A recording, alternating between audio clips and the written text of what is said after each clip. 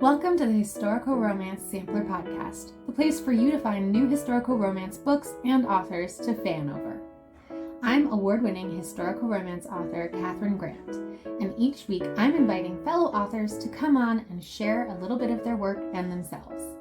They'll read a sample of one of their books, and then I'm going to ask them a bunch of questions. By the end of the episode, you'll have a sense of what they write and who they are. Hopefully, you and I both will have something new to read. So what are we waiting for? Let's get into this week's episode.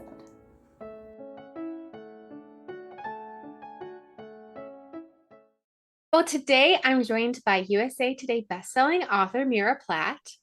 Meara writes historical romances, and if I have this right, I think I saw on Facebook that you're up to 60 books now. Yes. And that includes your popular Farthingale series, Book of Love series, and Moonstone Landing series. Most of her stories are humorous Regency romances, but if you enjoy gothic fantasy with dragon shifters and fairies, then her Dark Garden series is right for you. So welcome, Meara.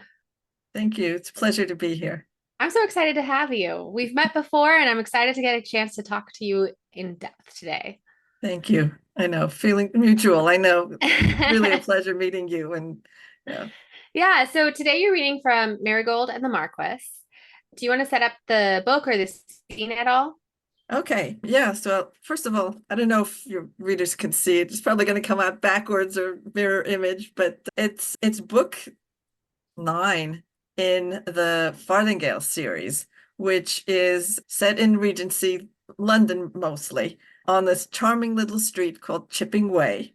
And the joke, there's like a little running joke throughout it. It's that the bachelors who walk down Chipping Way, they're toast. They're not going to be bachelors anymore because they encounter these little Farthingale heroines who are just making their debuts. And usually their meetings are, nothing ever goes smoothly. Their meetings are usually there's something dramatic happens, and the poor hero just doesn't know what hit him, what hits him. And so I guess I'll read. So now this is like number 9. Marigold is the latest Farthingale heroine. They're very cute. They're sweet. I write innocent females, but the males are pretty alpha. And so I guess we'll start. This is in Chipping Way and in April 1825. So Awesome. Leonides Poole, Marquess of Muir, had been warned about moving on to Chipping Way, one of the loveliest streets in Mayfair, for it had become known as a parson's trap for the unwary bachelor. He had dismissed the notion as preposterous until this very moment, when a breathless and utterly stunning young lady ran into the garden of his townhouse at number 2 Chipping Way on what was a crisp and pleasant spring day. He watched from his study window as the little whirlwind in blue muslin lunged and leaped amid his shrubbery, attempting to catch the swiftly moving. What was that? A skull she was chasing? Sterling, who is that odd young lady? His usually staid butler peered out the window and immediately chuckled. That would be Miss Marigold Farthingale, my lord. I believe her father is cousin to your neighbor at number 3, Mr. John Farthingale. He and his wife are sponsoring her come out. Well, she is certainly out there, isn't she? What in heaven's name is she doing? A twinkle sprang into the stoic butler's eyes. I have no idea. Shall I assist her? No, I'll go to her. Leo buttoned his waistcoat in order to make himself moderately presentable, and then walked out of his study. He had purchased the townhouse only a month ago, and the house was still sparsely furnished, although the rooms he had attended to were handsomely decorated, but not overly elegant, since he had no wish to live in a museum. A man ought to be comfortable in his own home. Was he not desperate for that elusive comfort? There were no dark curtains shutting off light to his rooms, and no windowless rooms to remind him of a prison cell. He strode through his parlor and out the matching glass doors leading onto his terrace, scanning the professionally landscaped garden in search of Miss Farthingale. A moment's disappointment washed over him when he did not see her, nor did he catch sight of her when he stepped out onto the grass and began to peer through the flower beds. Had she run back home?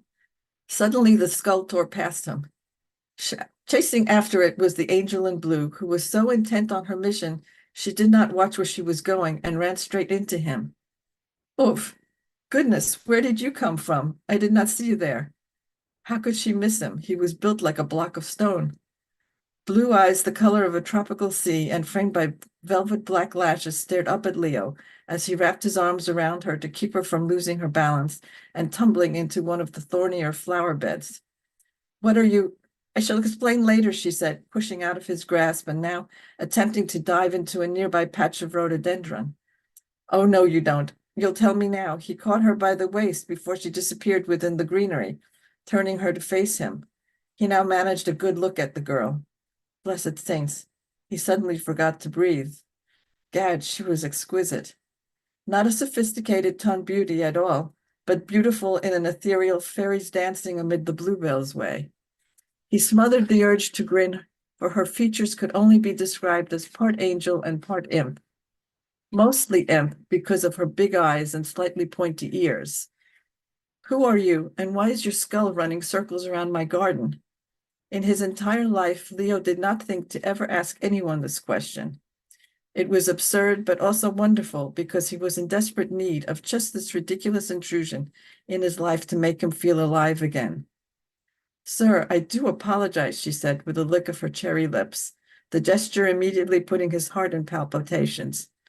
A light breeze blew a few dark curls across her brow, but she merely shook them off while he still held her. I am your neighbor at number 3, Miss Marigold Farthingale. A pleasure to meet you. May we dispense with the introductions for the moment? Please let me go. I must stop Mallow before he buries my treasure. Treasure? Since when were skulls prized as such by anyone other than ghouls who crept into cemeteries at night to steal them? The skull darted out of the rhododendron and leaped into his forsythia.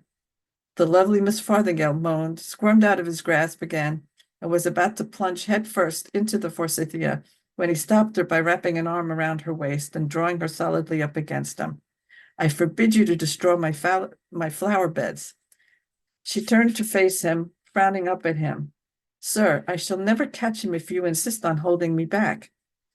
He was no coxcomb, but women usually enjoyed being in his arms. This young woman was paying absolutely no attention to this fact, nor did she seem to care he was a Marquess. Instead, she cast him a look of irritation before peering over his shoulder to shout at the now barking skull. Bad dog. Oh, you are a very bad dog, Mallow. Leo sighed and waited for her dog, a little fellow who could be no bigger than the size of a squirrel, to dart past them again. Mallow, sit, he commanded in his most authoritative voice. The skull immediately came to a halt on the grass beside them. Well done, Marigold said, now casting him the softest smile, before kneeling beside this thing that appeared to be a head, but not of any creature Leo recognized. She popped it off Mallow and then sank down on the lawn and tucked her legs beneath her shapely bottom. She took both her dog and that bizarre oddity onto her lap. Mallow turned out to be a little spaniel with a big attitude. He growled as Leo knelt beside him and his mistress. Leo shot him a look of caution to establish that he was the dominant male in this relation. Fortunately, the dog quickly acquiesced. We shall become good friends, you little knave, he said, giving Mallow a gentle rub to his belly before turning his attention to the exquisite girl. Would you mind explaining what that was all about? All right. It goes on. That was such a great meet cute. Thank you for sharing it with us. Thank you. So, yeah. So basically the story goes on. It is a very cute story. He's actually, my wonderful brooding tortured hero, and she's just this lovely, sunny, bright heroine. They're complete opposites, and of course they're insanely attracted to each other. Awesome. Well, I have some questions for you. Sure. First, we're going to take a quick break for our sponsors.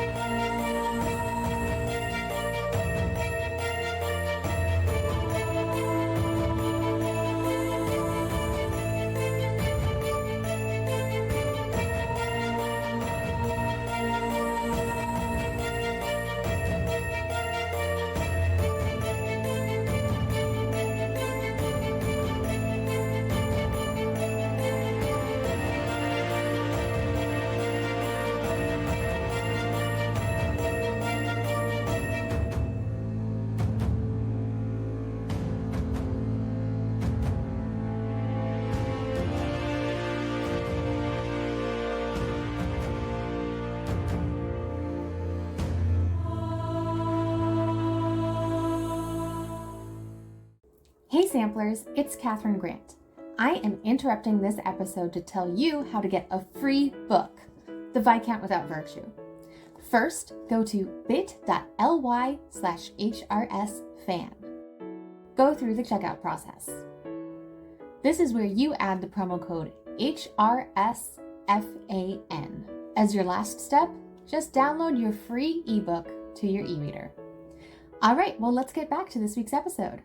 So we're back with Meara Platt, who just read a sample of Marigold and the Marquess. Is that currently already out on bookshelves everywhere? Yes, and it's sold wide, so you can get it at any retailer. Awesome. Yeah. So there were a couple of things that stood out to me listening to the sample that you read.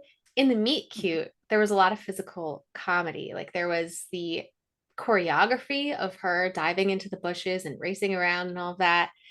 And then there was also like the visual comedy of the dog in the skull that I have that image in my head now. So I'm really curious because I'm someone who humor doesn't come to me that easily. So for you, when you're sitting down to write, do you have the concept of, oh, I want something funny and I'm just going to see what happens in your mind? Or do you sit down and you already know the choreography or the visual or whatever? Yeah, I usually know the choreography, although a lot of it just, it'll pop into my brain once I've got the personalities of the hero and the heroine.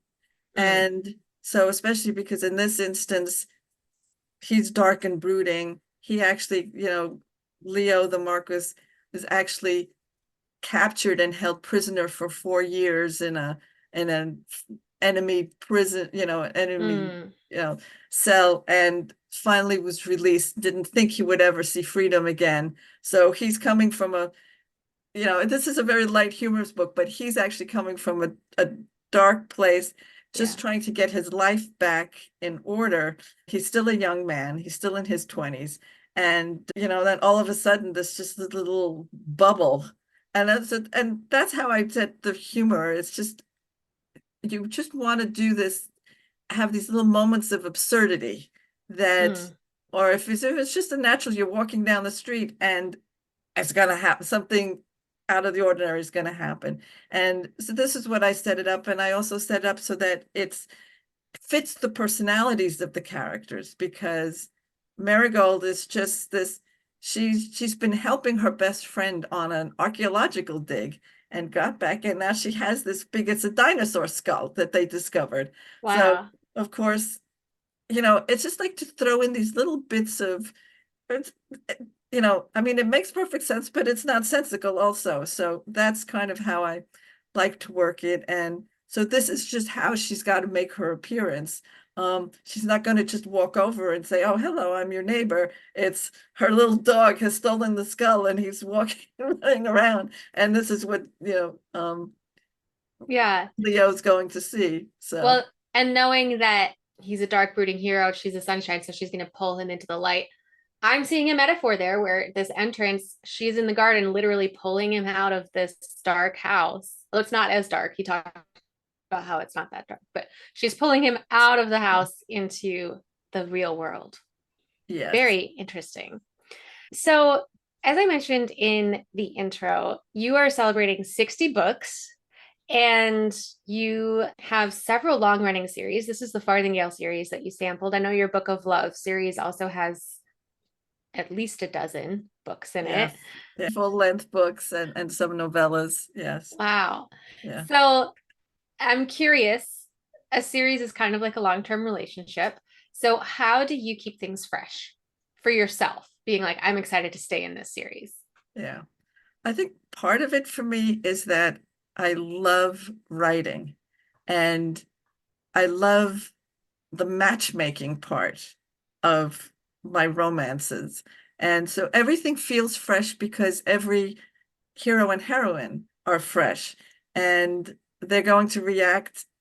Each hero is going to react differently. Each heroine is going to react differently. So the stories do still, so hopefully it keeps that freshness going because they are new to me and they're going to get into trouble and Big Alpha's going to come and rescue the innocent heroine, and and so it's just going to be fun. And I try to keep I keep it humorous, even if I deal with some more serious issues.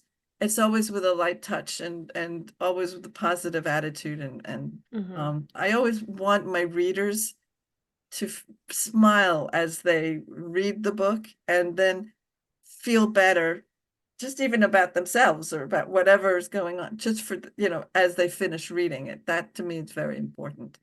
Interesting. And is that because that's the type of romance you like to read?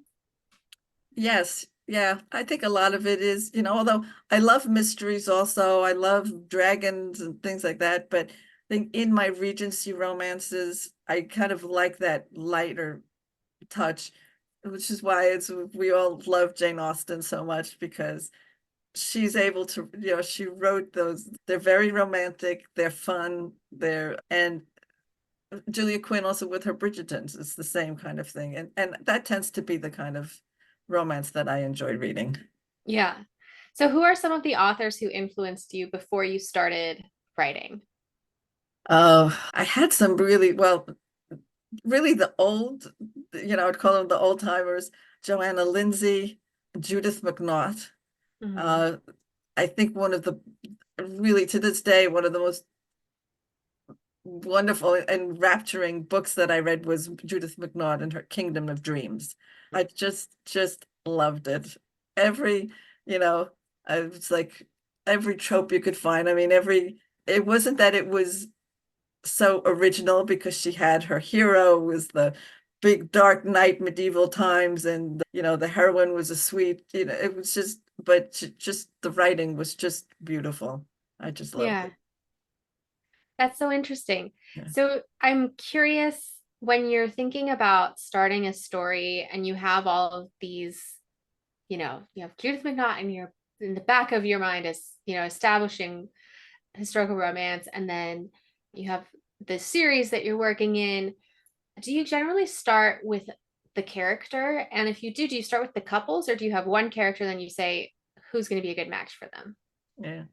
Usually I try to match the hero and heroine. I always start with the characters before even the plot, the anything. I have to match my hero and heroine.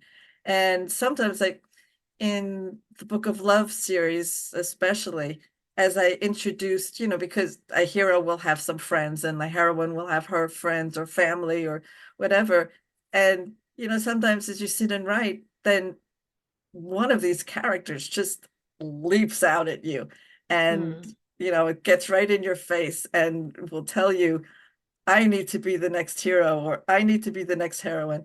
And sometimes they'll even say, and I want that girl, or I want that guy as my romantic interest. And then that's a lot of fun, because Yeah.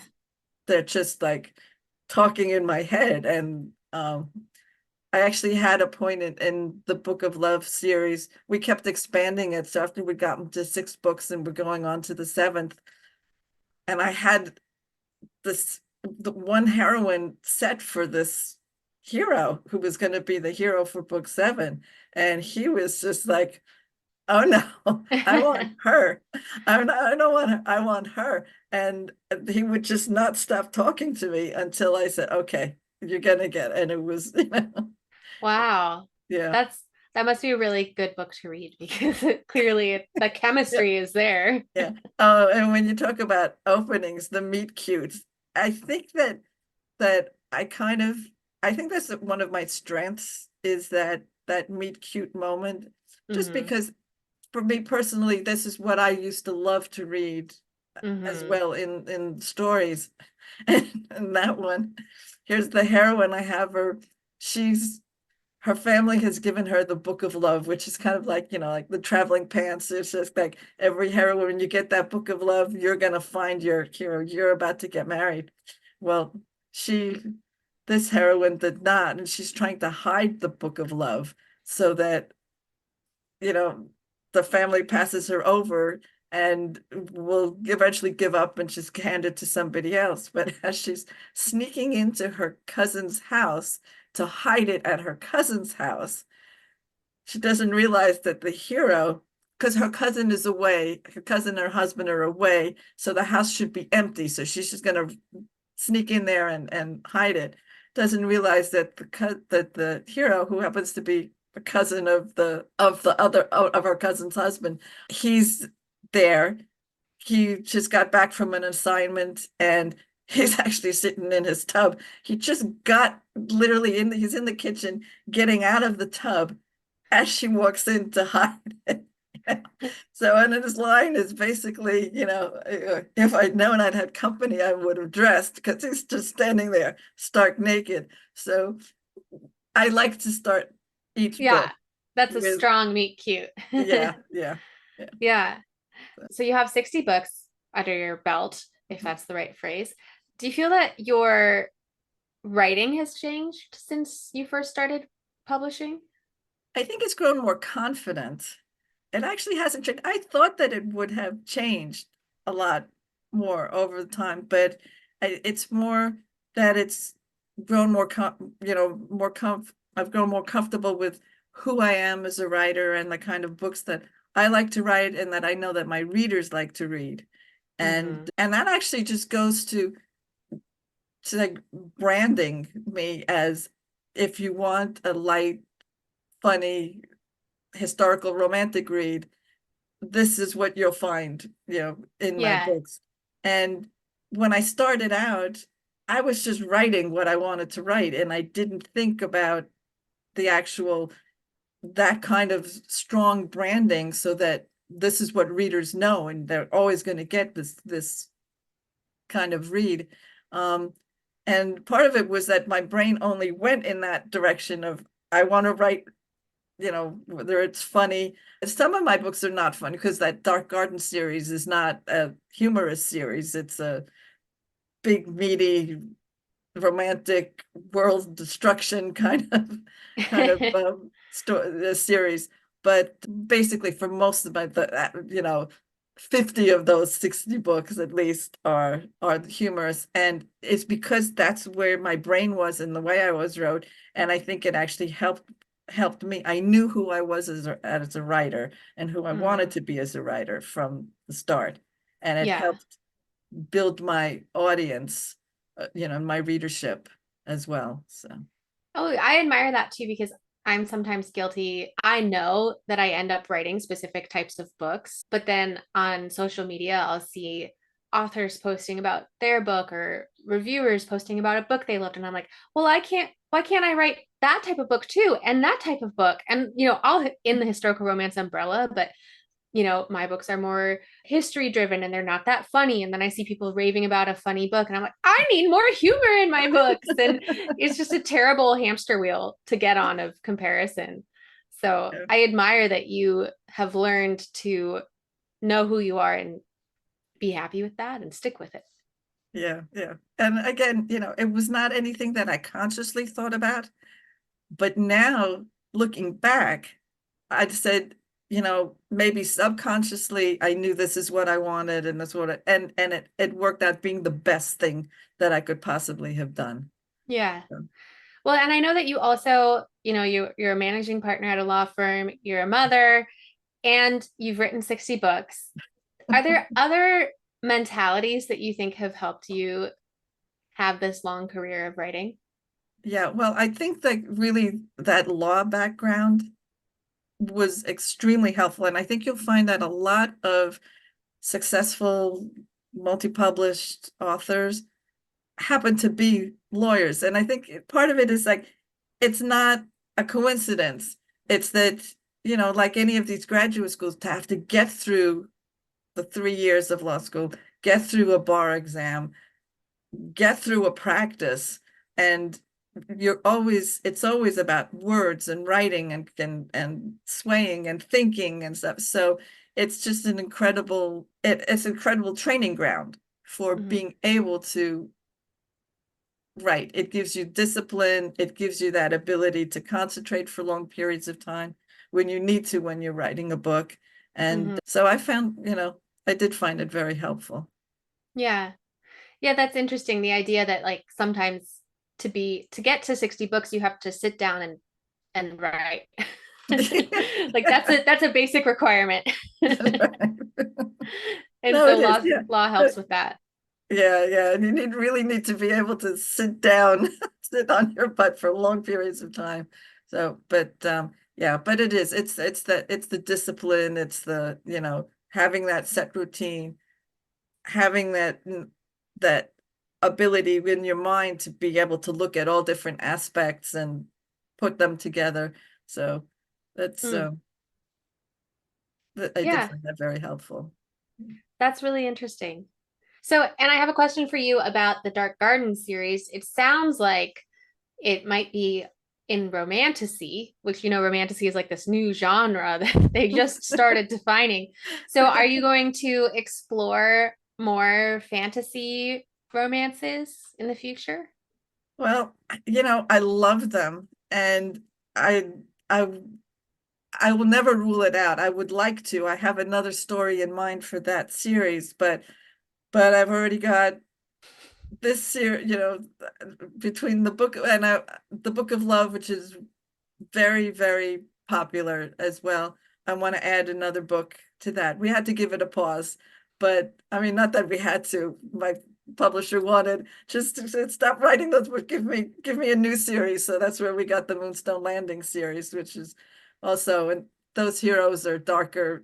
They're more wounded heroes, and the stories are a little meatier. I don't want to say that's not quite because they're all good stories, but maybe a little more emotional than Mm, the Farthingales, which will be they're emotional too, but they're cuter. So, and then yeah, so I'd love to, if I have the time, I would love to do another of those, another in the series, because I set up that series. We just killed off one of the Dragon Lords, and now that realm, somebody new is going to come into that realm. And I really want to write that story and get the new bad guy in, the new Dragon Lord. I mean, they're bad boys, but they're like so sexy, and they fall in love, because right, even dragon shifters need to find someone, need to find their soulmates. Um, so they're yeah, all fun. Yeah. that sounds awesome. Okay, one last question for you. Yeah. Why do you think alpha heroes are so compelling? I think they're so compelling because at the end of the day, and I know that there's a lot of stuff going on in social media and all of that, but at the end of the day, women love protective guys.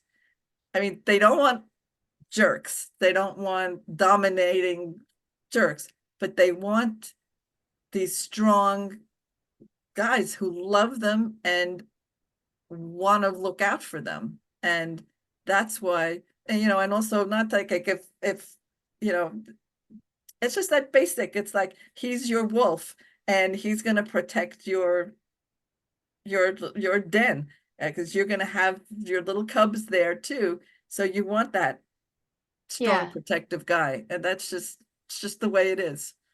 Yeah. All right. It's a good theory. Good as any. All right. Well, now it's time for our fun little segment called Are You a Romantic? Are you a romantic? Which do you trust more, your heart, your gut, or your brain? Okay. I trust them all. Let's start off with that. And I think that whichever one I'll go with will depend on the situation. I would say, I think for romance, obviously, I think it has to be the gut and the heart. For day-to-day living, since I don't want to make stupid decisions, I have to go with the brain. Do you believe in love at first sight? Yes, Is there absolutely. is there a difference between lust and love? Yes, yes, definitely a difference. I mean, even though lust is a part of love, but lust, I see it's more like it's a temporary, non-committal thing, you know. Mhm. Let's have fun for a weekend, let's have fun for a night, let's, whatever. But love, it's like it's forever. Mm. Do you believe in soulmates? Yes, yes. And it doesn't necessarily need to be the romantic person, a soulmate. It's just, you want that in your romance, but a soulmate can be anybody in any situation, something that you love to do, and they get you completely, Yeah. Do you believe in true love? Yes. Yes. All right. And finally, why is romantic love important? It feeds the soul. I think we all need romantic love. We can all be very satisfied with friends and with work and what have you, but there's just something special about your heart being engaged. And so I think that's why we all need it. Well, Meara, I don't think this is going to come as a surprise to you, but I'm going to declare you a romantic. So thank you for joining me today on the podcast. Where can our listeners and viewers find you and your books? Okay.